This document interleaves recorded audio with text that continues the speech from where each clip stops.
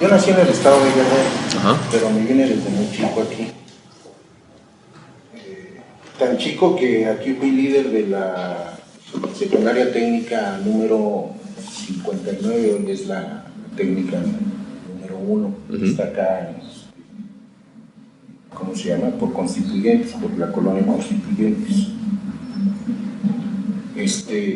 Y presidente de la sociedad de alumnos en el 68. En el 68 se vino el movimiento y fue la primera escuela que se sumó al movimiento del 68 en México. Ajá. Con las grandes movilizaciones. No estuvimos el 2 de octubre porque no nos lo permitieron. O sea, no permitieron que los camiones llegaran hasta allá, etcétera. Y bueno, a lo mejor eso salvó a muchos compañeros de la matanza del 2 de octubre, ¿no? Pero en las grandes manifestaciones ahí estuvimos. ¿Ah, sí? Sí. Claro, eso creó mucha ámpula en Querétaro, porque pues ¿cómo? El movimiento estudiantil, mucha gente estaba de acuerdo, pero también había mucha gente que repudiaba el movimiento estudiantil. Querétaro en ese tiempo era muchísimo más conservador que ahora. Entonces, bueno, esa es la secuela. Yo aprendí mucho del movimiento. Lo que aprendí del movimiento es que deberíamos de buscar una ciencia crítica, democrática, plural, que diera apertura para todos los que quisieran estudiar, que no hubiera rechazados en las universidades, en los politécnicos, en los sistemas de educación superior. Sí. Entonces,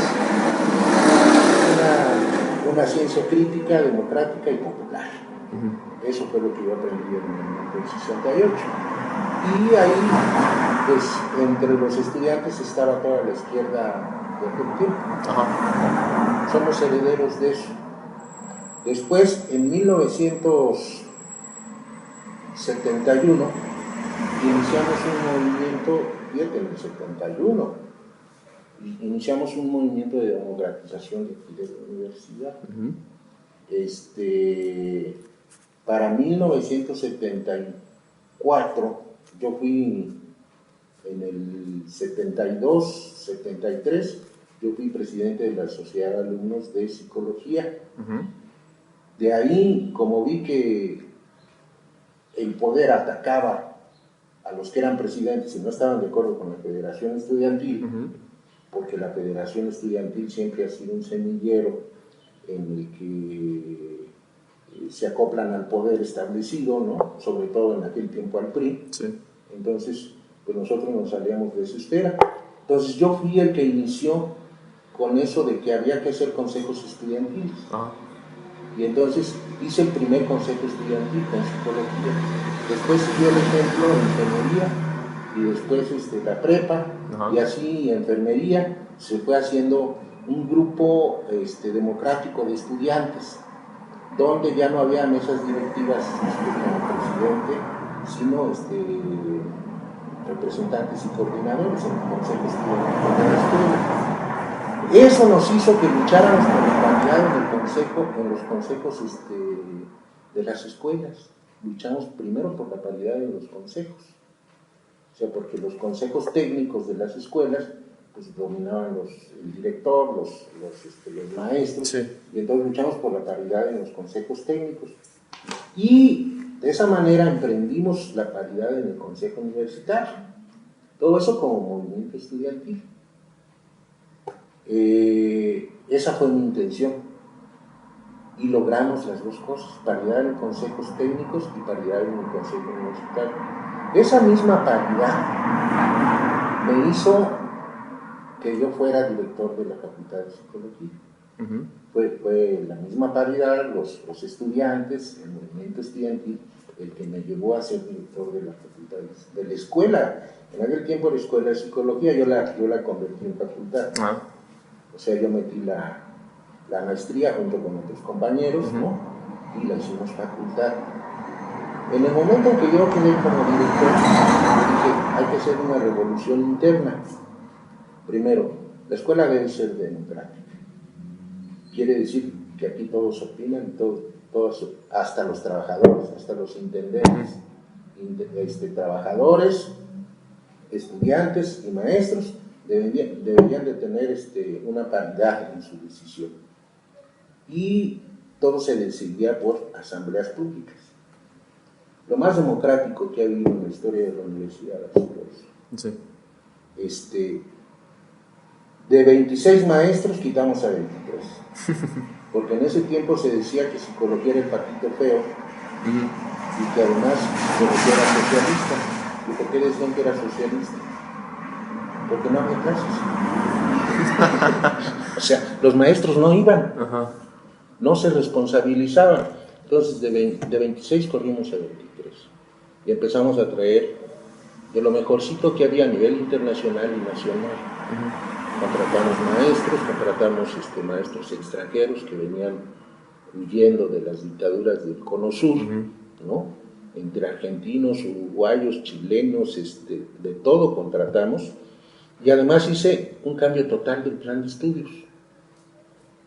O sea, yo metí las 4 especialidades en psicología, porque antes era psicología general, pero además con algo muy importante, con 4 epistemologías. Los 4 primeros semestres los estudiantes deberían de estudiar epistemología. Quiere decir, deberían de estudiar filosofía y el desarrollo de la ciencia. Y entre ello, pues el marxismo y el materialismo histórico y dialéctico. Claro. Como base, si querían ser científicos. Y las 4 ramas de especialidad en psicología. Eso causó furor, ¿eh? Sí. Eso causó bastante furor, porque incidimos en que debería de estudiarse tanto a Freud como a Marx. Y entonces esa fue el vaso la gota que derramó el vaso, porque en aquel tiempo, aparte de que a Hugo Gutiérrez Vega, por ejemplo, le achacaban que hubiera creado psicología, ¿no? Sí.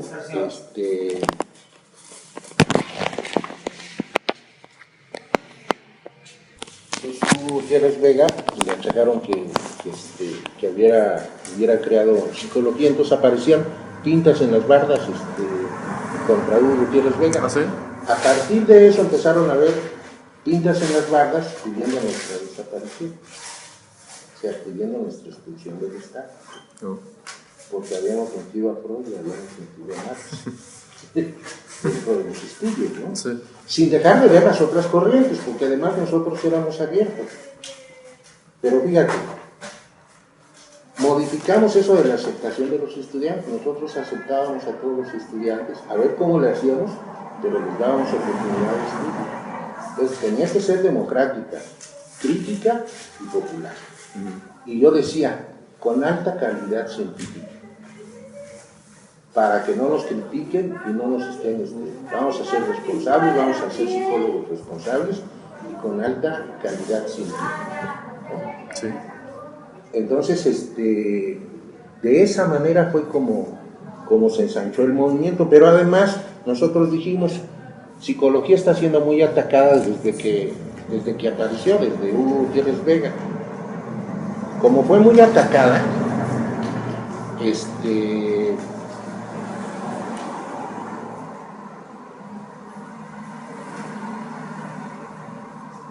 ¿Sale?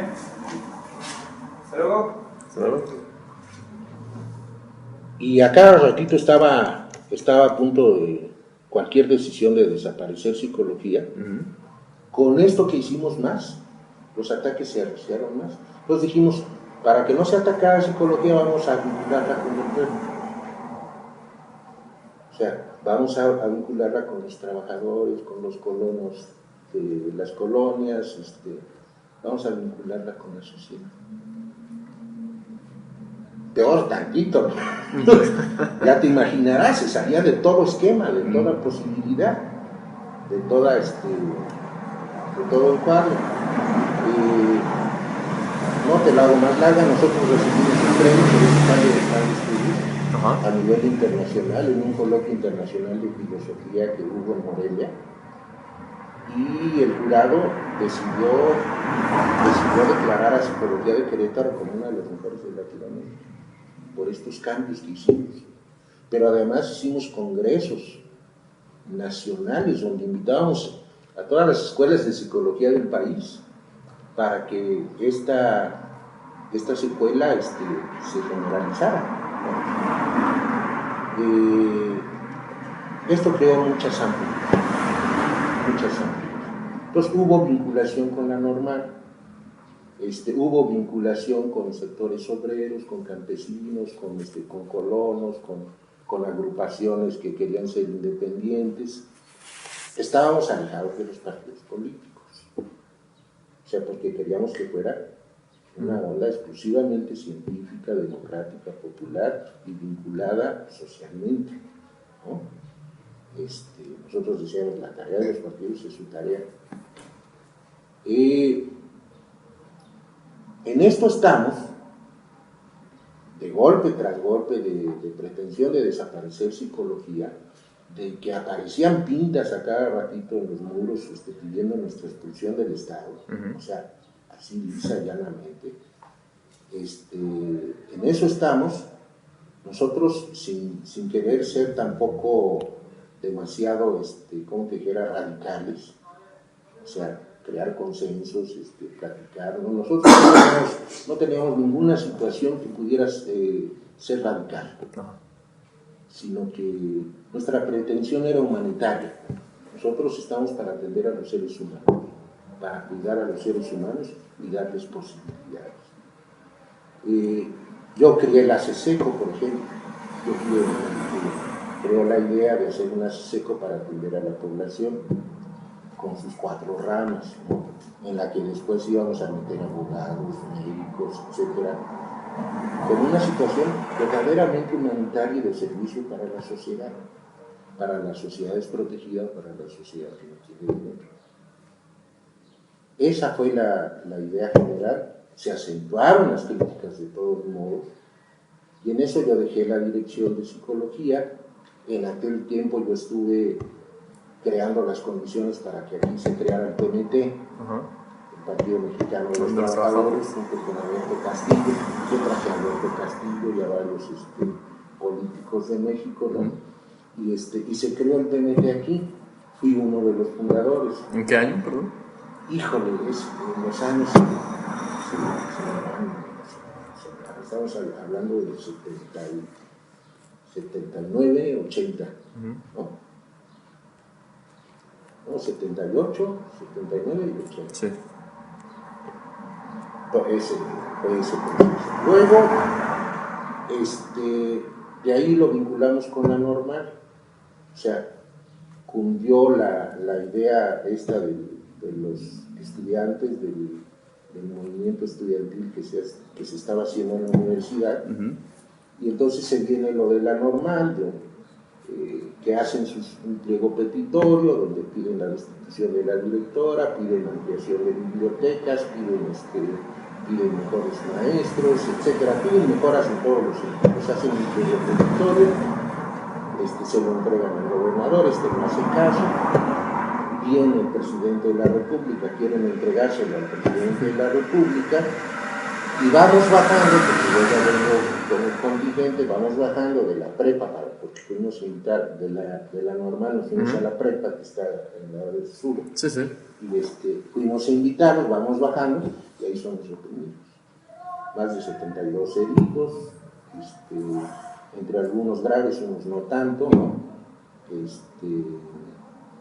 Y ahí se generó todo el movimiento de la normal. Déjame decirte que el movimiento de la normal no es nada más de la normal. O sea, yo coordiné lo que se denomina la coordinadora de apoyo al movimiento de la normal. Yo fui el coordinador principal.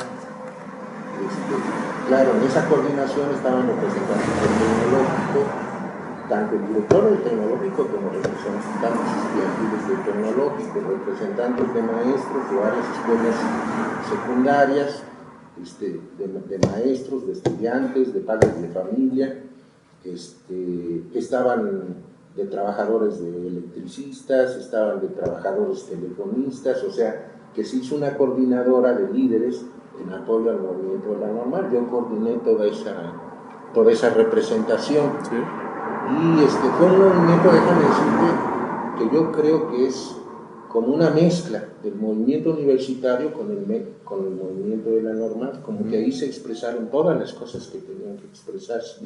Por eso el movimiento se hizo tan grande. O sea, porque como que se habían ido viniendo juntando un montón de cosas, ¿no? Entonces, se hizo ese movimiento. Yo creo que el movimiento más grande en la historia del movimiento de izquierda de Querétaro. Sí. O sea, yo te digo, estaba lleno el jardín Cenea y todavía no acababan de salir todos los contingentes de la universidad. Con eso te digo todo. O sea, todo a lo largo lleno de gente. O sea, el movimiento más limpio, porque no hubo ni una rotura de vidrios ni un desmán. Nosotros decíamos en orden, nosotros decíamos nada de groserías, estamos en Querétaro, debemos respetar a la sociedad y al pueblo de Querétaro, somos queretanos, debemos de respetarnos, ¿no? Entonces, debemos de hacer las cosas, es un movimiento de activismo.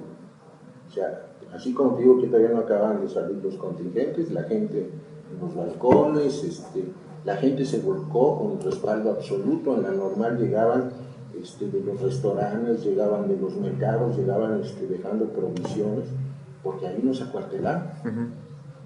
Hasta que se cumplió el pliego petitorio de la normal, estaba a punto de ser tan grande que ya se iban a venir muchos contingentes de los municipios. O sea, esto se iba a desbordar. Sí.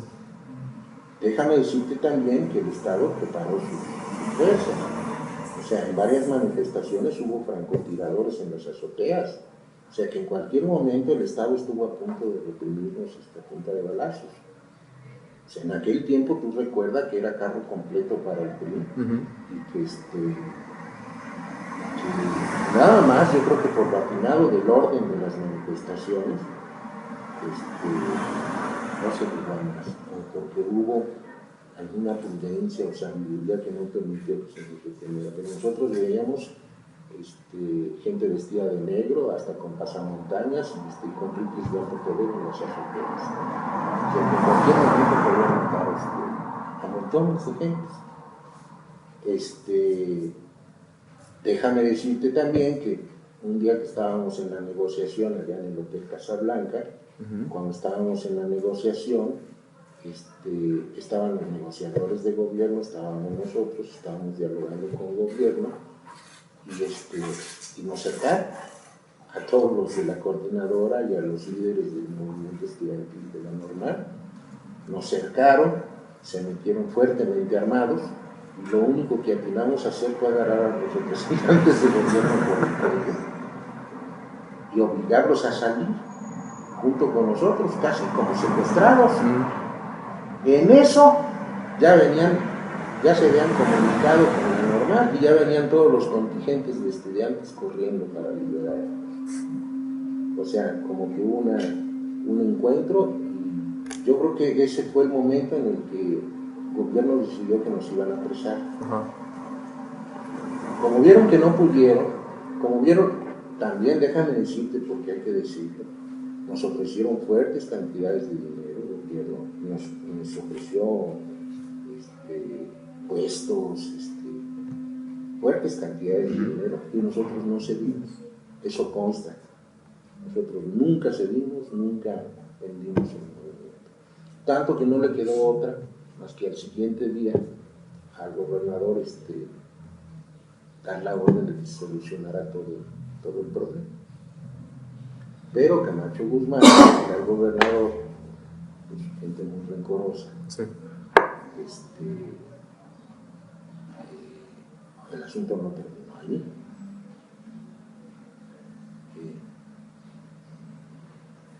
El asunto no terminó ahí porque un año después, o sea, en un año después del movimiento, se vino lo que yo llamo la represión más grande contra la izquierda.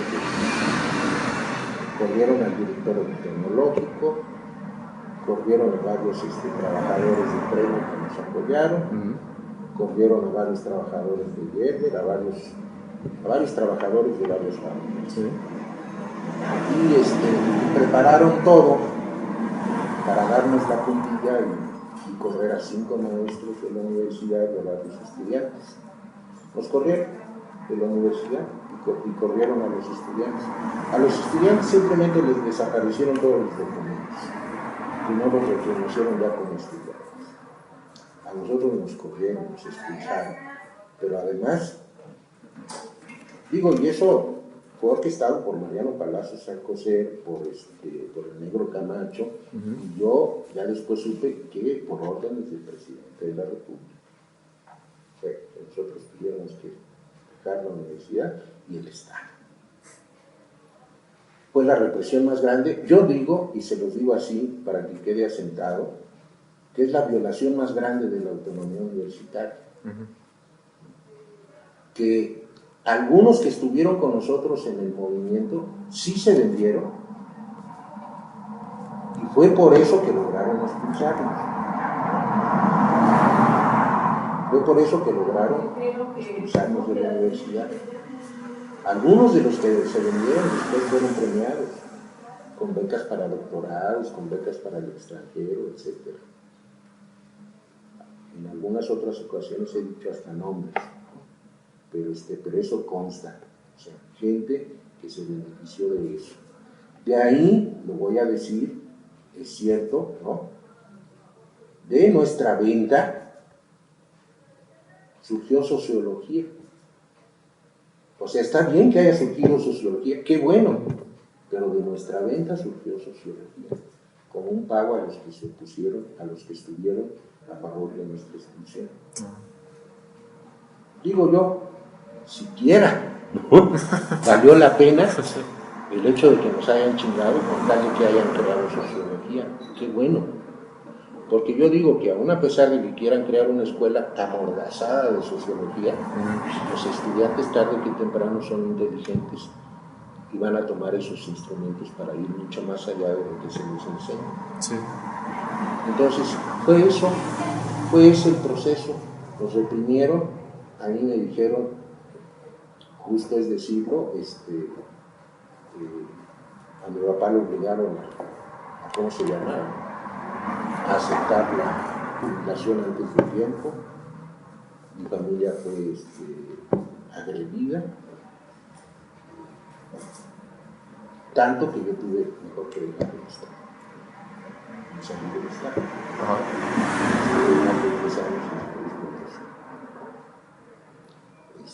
Con tal de que dejaran a mi familia en paz. Porque a nosotros se nos prohibió cualquier trabajo, cualquier vinculación. Y así los demás compañeros que fueron expulsados junto conmigo, la mayoría se fueron.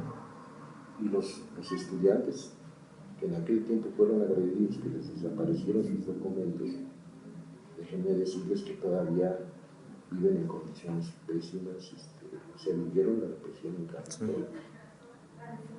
Todo eso se tiene que saber. En ese tiempo, es muy curioso, cuando se trataba de ayudar, porque ayudamos a gente de las colonias populares en sus peticiones, ayudamos a los obreros en sus sindicatos, en ese tiempo, cuando vieron que nos estaban reprimiendo, nadie se metió. Eso es también, tú dices, ¿qué onda? Sí. ¿Qué onda? Hicimos todo. Bueno, tan es así, déjenme decirlo, porque la universidad no ha reconocido ni siquiera eso, no quieres más, ni siquiera hablar de eso la universidad, porque hubo gente que traicionó y porque tendrían que reconocer su traición. Pero además yo sigo diciendo que es una de las represiones más arteras y una de las, ¿cómo se llama?, de las violaciones a la autonomía más arteras que puede haber en toda la República. No se nos ayudó, se nos dejó solos. Después de tanto tiempo, pues yo regreso, pues considero que ahorita era mi tierra. Desde chiquillo, pues yo me considero queretano. Sí. Y de hecho tengo amigos. En todos los partidos políticos, en todas partes yo tengo amigos. Porque saben que soy un hombre abierto, soy de izquierda. Pero tampoco tolero las traiciones dentro de la izquierda. A partir de eso, del movimiento de la normal, hay una izquierda en Querétaro que se vende. O sea, los líderes del PRD, al cual pues, el PMT se incorpora al Partido Socialista Unificado de México. Sí. Y el Partido Socialista Unificado de México se incorpora al PRD, ¿no? Pero a partir de ahí hay una secuela de líderes que se la pasan vendiendo movimientos. ¿Vendiendo qué? Vendiendo movimientos, sobre todo los líderes del PRD. O sea, hacen arreglos con el gobierno, venden los movimientos.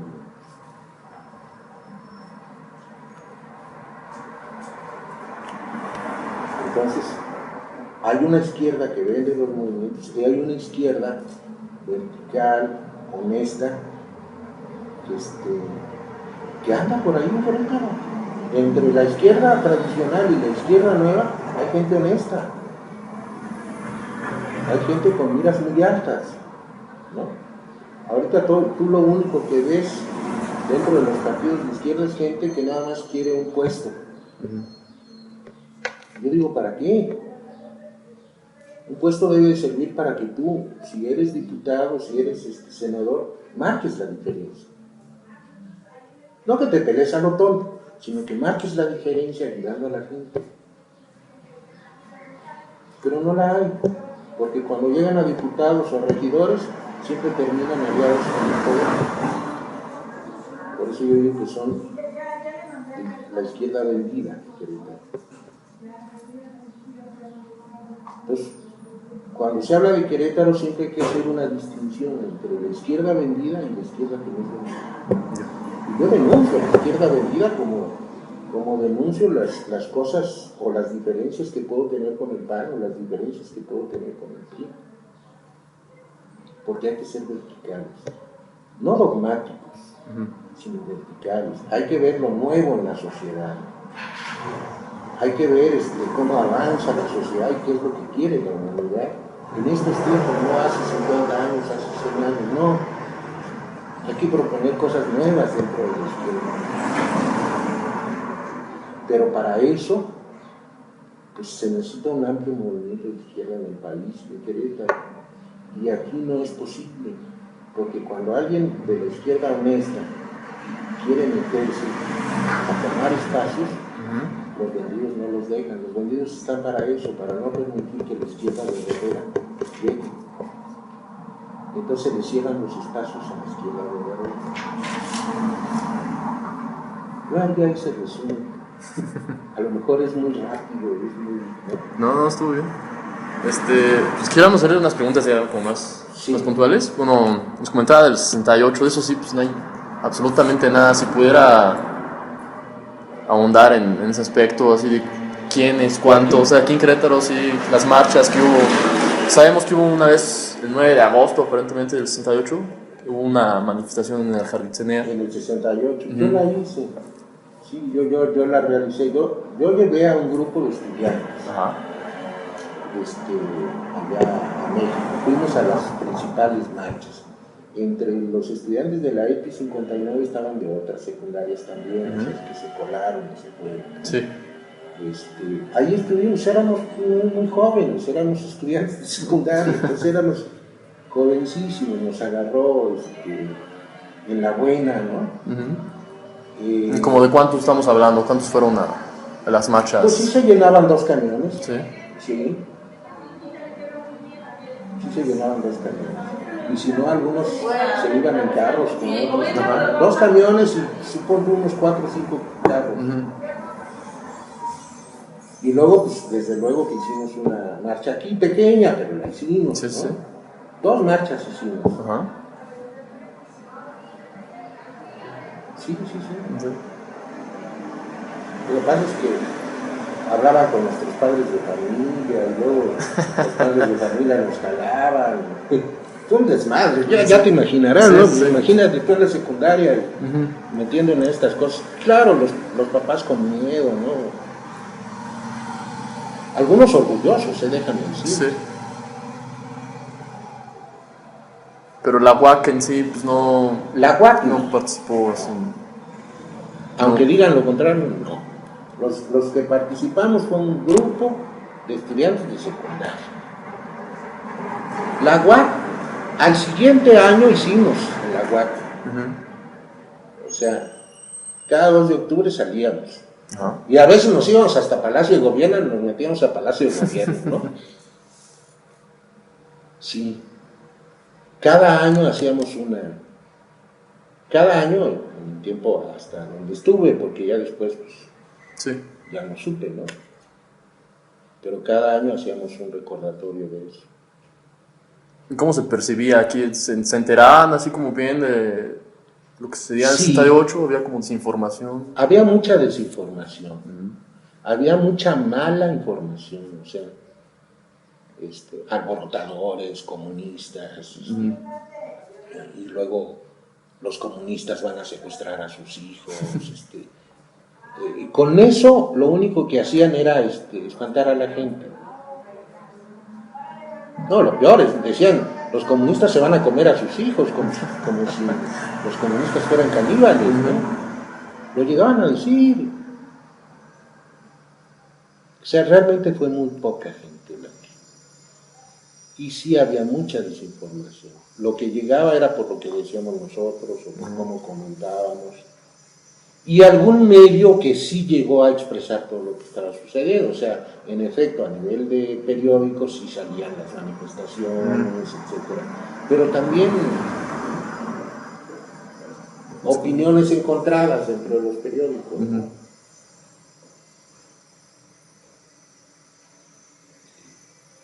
Y cuando empiezan los intentos de democratización en la UAC, que nos platica, hemos visto que intentaron como, obviamente farsas y demás, de vincular a los líderes o los estudiantes con las guerrillas y decir que eran de la Liga Comunista.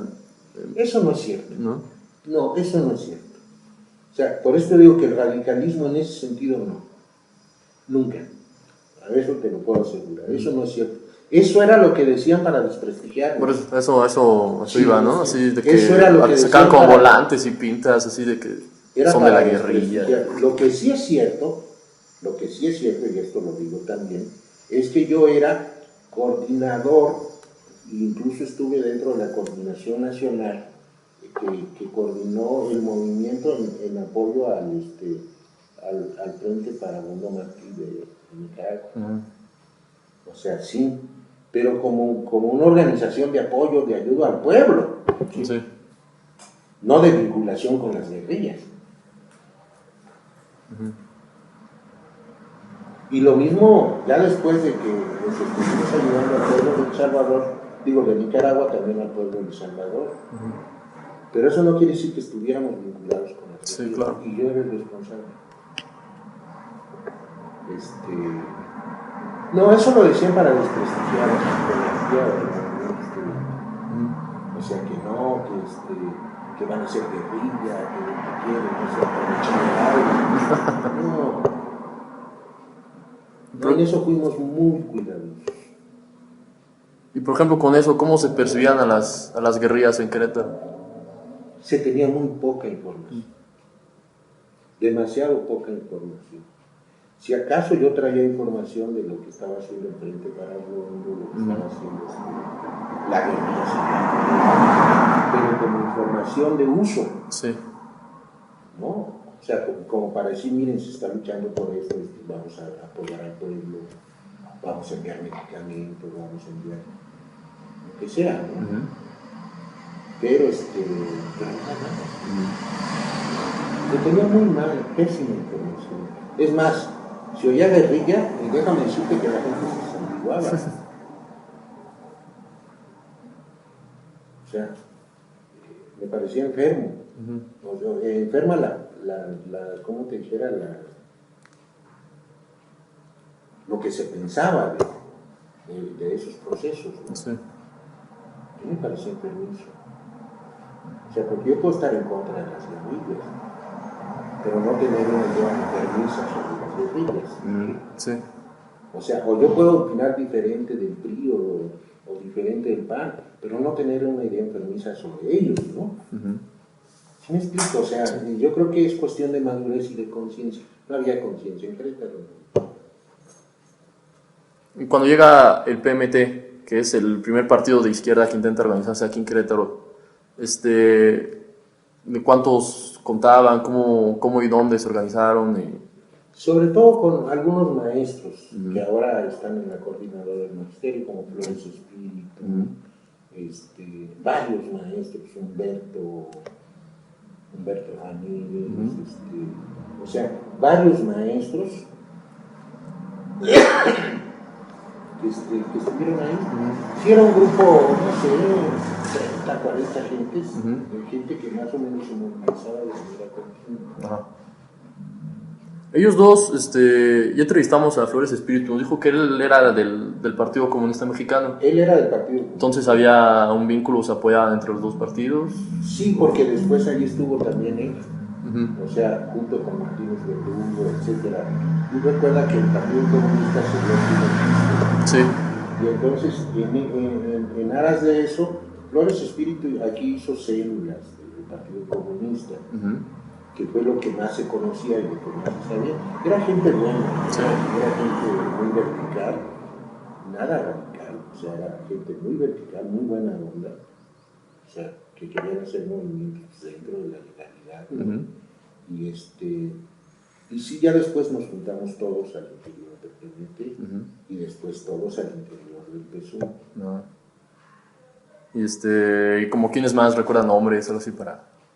Híjoles, que son muchos. Estaba Fernando Flores Solari de la universidad, estaba Humberto Ramírez, estaba el profesor Rea, que era muy fuerte, ¿no? El profesor Rea, que no me acuerdo bien su nombre completo, pues eran los principales, ¿eh? Sí. Eran los principales. Después muchos otros quisieron colgarse de eso, pero no es cierto. No, los principales eran ellos. ¿Y como qué actividades realizaban? Pues, sobre todo trabajo de concientización. Hacíamos volanteo en las fábricas, hacíamos volanteo en las casas populares, digo en las colonias populares, hablábamos con colonos, con gente sindicalizada. Esa era la actividad que pues para tratar de brindar, de hacer comités de gasto. ¿Recuerda, por ejemplo, la desaparición de Arnulfo Córdoba Lustre? ¿Arnulfo Córdoba? ¿Qué? ¿De Arnulfo Córdoba Lustre? No recuerdo. Entonces usted pasa del PMT al PSUM. Sí. O sea, usted militó para el PSUM. Incluso yo fui candidato del PSUM a la senaduría cuando compitió Mariano Palacios San José. Que yo recuerdo entre bromas y sonrisas, o sea, yo estaba despedido de la universidad en el 81, creo. Yo estaba despedido de la universidad, se me negaba a trabajar, estaba con familia, con hijos, sin trabajo. Y me hice candidato nada más para que no se metieran, porque antes ya se habían metido a mi casa, rompieron todo lo que encontraron, me dejaron con sangre de Guadalajara, mensajes de la que del Estado. Yo para que no siguieran, pero ya no, acepté la candidatura por parte del PSUM. Y yo recuerdo que en esas circunstancias, perseguido, madreado, etcétera, sin dinero para una campaña, porque en aquel tiempo el partido no tenía dinero para las campañas. Me acuerdo que Mariano Palacios San José se enojaba diciendo, Fernando Tapia anda haciendo, ¿cómo se llama? Campaña de gorra, porque siempre traigo mi gorra, campaña de gorra. Lo dijo varias veces en la prensa, y una vez se me acercó la prensa, y yo muy molesto por eso, porque es un señor que tiene todos los billetes, que tenía todo el poder en sus manos. Yo le respondí con otra ingeniosidad. Le digo, sí, pues Mariano Palacios San José anda haciendo campaña, dando justicia.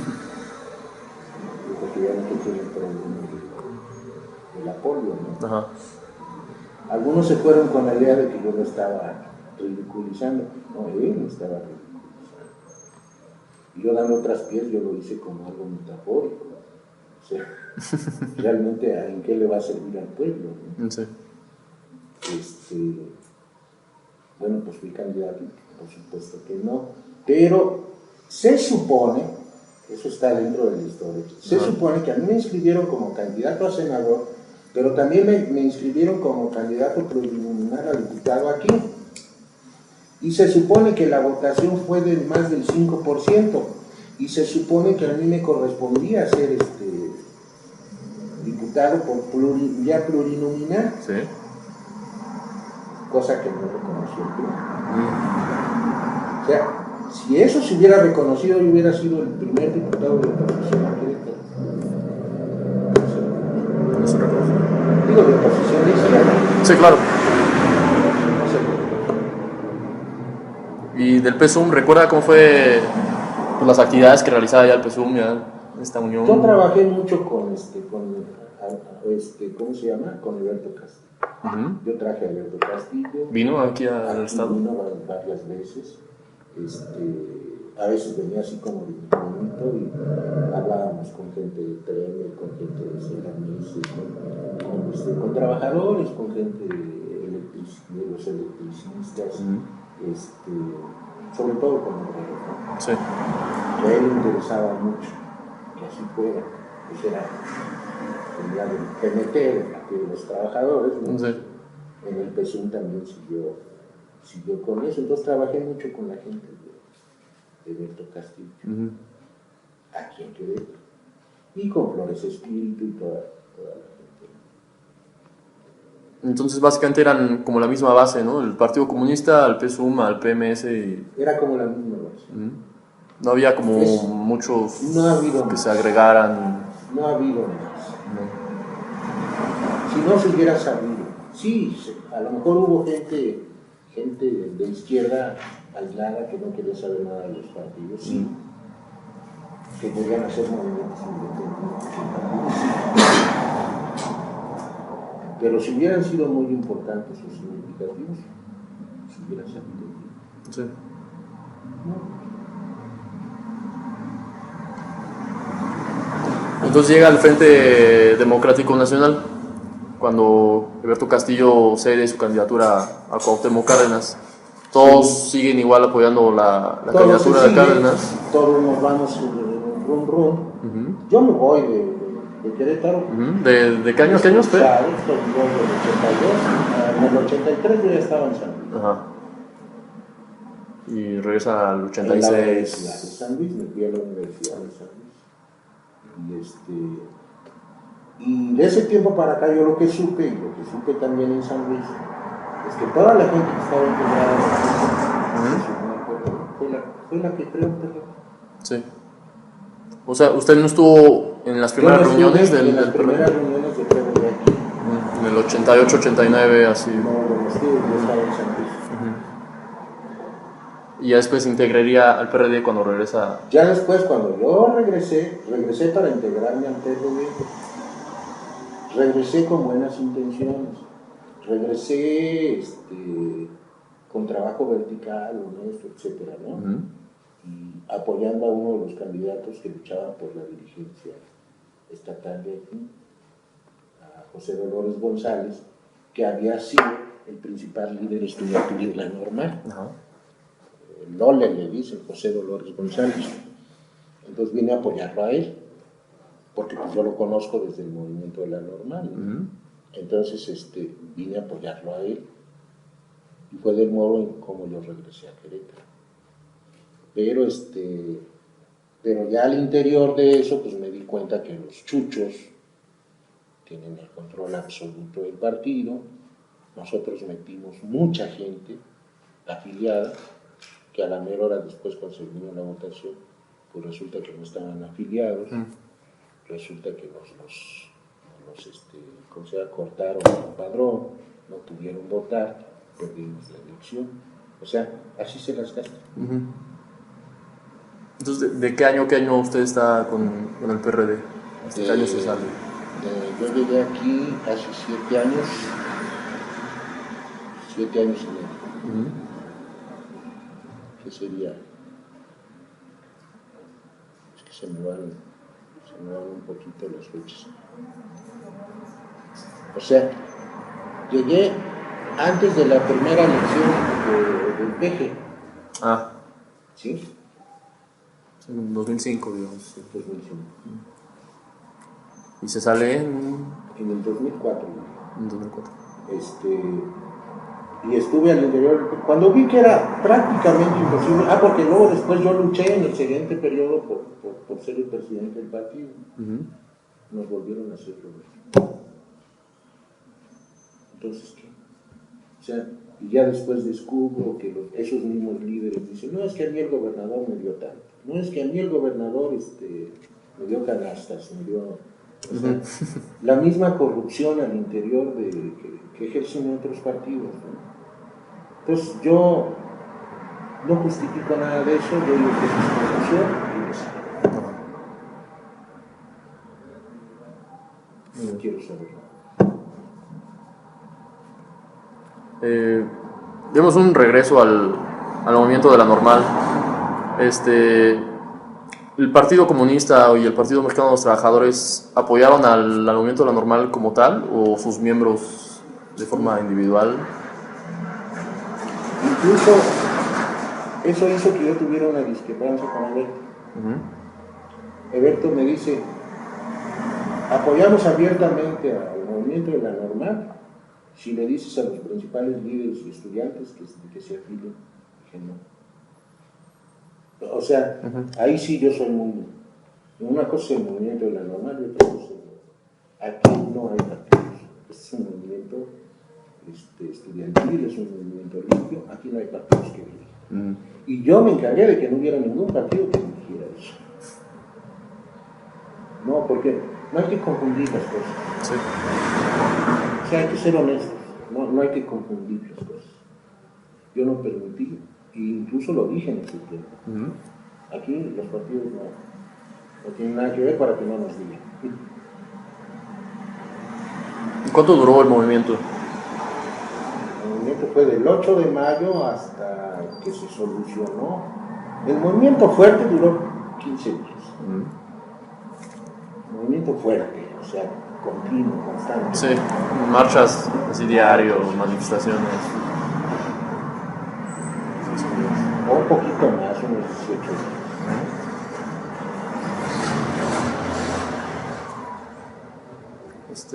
O ustedes verifiquen, porque a lo mejor fueron 3 semanas. No estoy seguro. Porque también ya de tantas cosas se me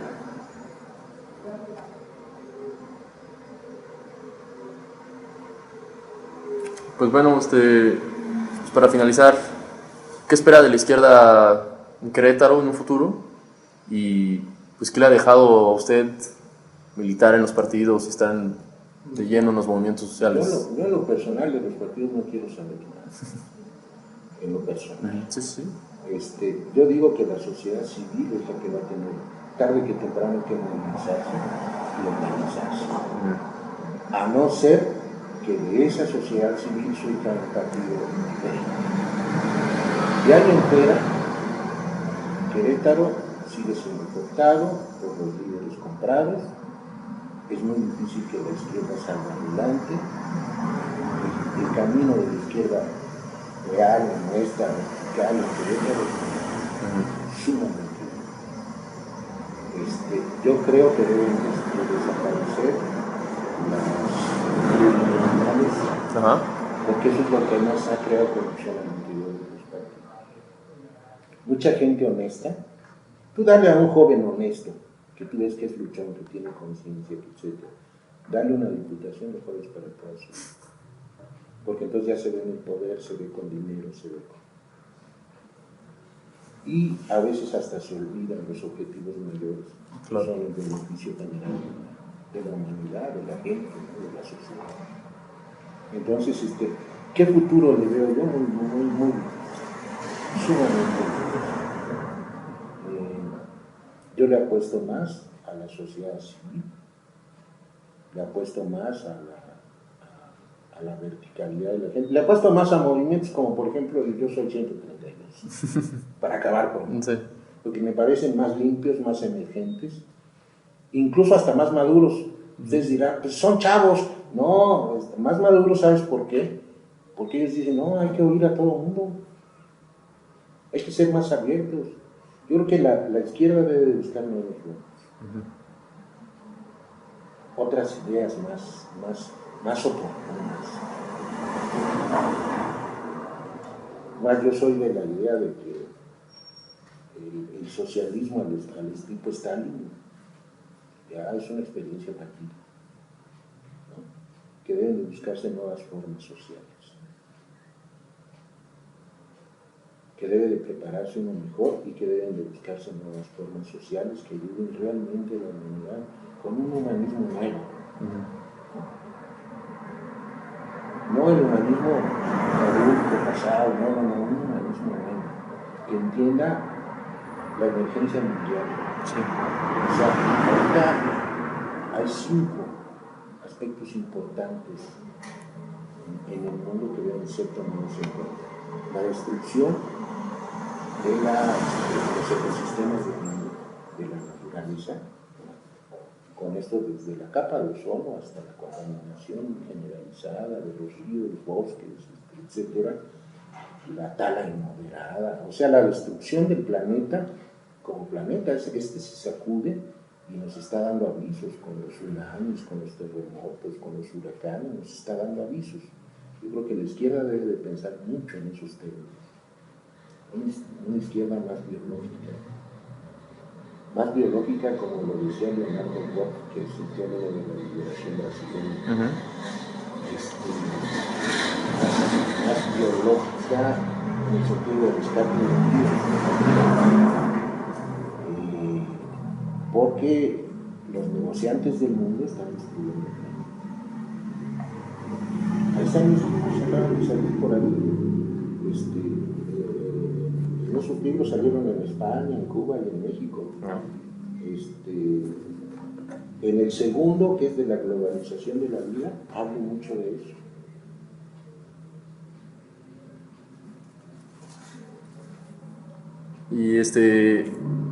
¿Qué le ha dejado a usted la militancia en la izquierda, la participación social? ¿Qué es lo que más recuerda? O sea, independientemente de ser de izquierda o no, mi interés ha sido luchar por la vida y por la paz, y por los que sufren,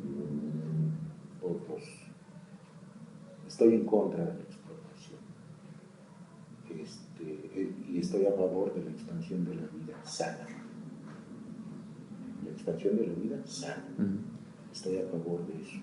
Entonces, a mí la militancia de izquierda me ha dejado, desde los compañeros del Partido Comunista, que a mí me parecía, los términos en aquellos tiempos era una solidaridad a prueba de todo. El mejor compañerismo lo conocí con los compañeros que fueron del Partido Comunista, y luego con los compañeros del PNP, y luego con los compañeros del PESO. Donde empezó a desfigurarse fue cuando se juntaron todas las fuerzas y crearon el PRD. Entonces, esas fuerzas se convirtieron en tribus que han permitido la construcción. Entonces, para mí me ha dejado puras experiencias positivas, a pesar de que fui duramente reprimido. A pesar de eso, yo no me arrepiento, porque yo hice lo que estaba en eso. Yo hice lo que creí de acuerdo a mi conciencia, y nunca le hice la vida, ni a sabiendas ni por diferencia. Pues muy bien, muchas gracias. Si algo llega a publicar, me gustaría